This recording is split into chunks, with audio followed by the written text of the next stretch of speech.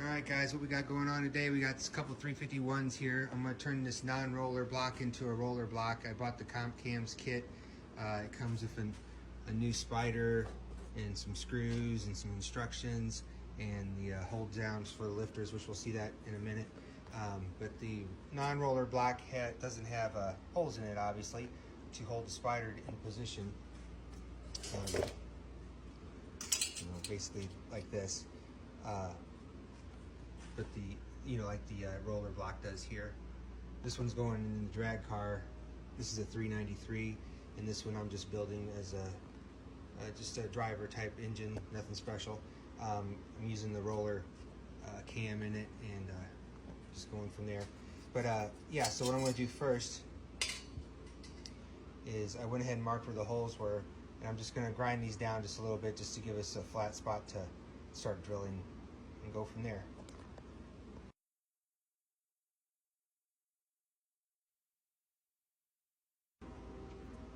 Okay, I got those knocked down a little bit. I'm going to go ahead and mark it again and then go from there.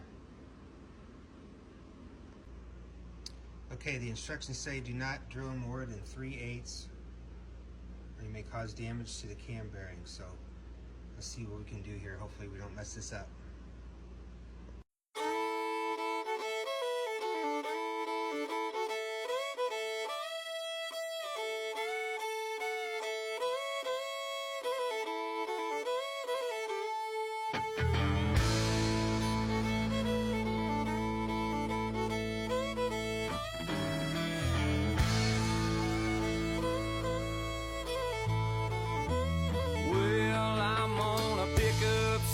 These empties, Lord, as soon as I find where they lay, tied off them.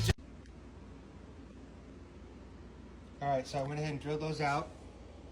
Just seeing them. Now I gotta tap them. I put grease around the holes just to help capture some of the debris and everything. I'll go ahead and clean that up, but now I gotta tap them. I bought a tapping kit off of Amazon. It supposedly has all the taps you need. What's called a bottom tap and a starter tap, so hopefully this works. Let's keep going.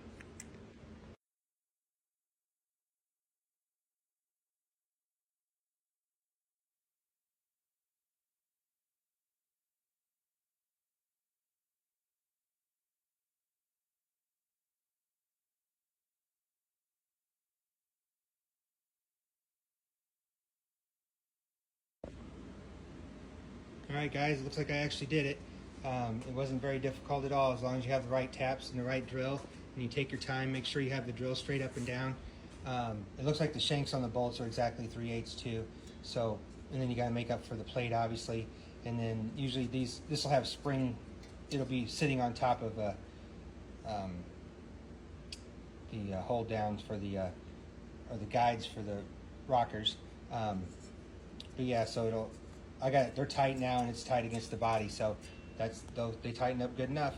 And yeah, I recommend this if you got a non-roller, if you're worried about flattening the lifters like we did in this one.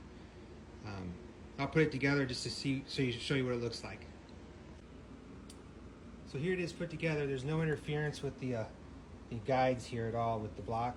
I thought I saw some videos where people were worried about that, but this is a 1984 non-roller block 351, and these are just stock rollers and stock parts off of a roller block. So now these parts all come with the kit. I'm just using the older ones here for now, but yeah, it was pretty easy to do, guys.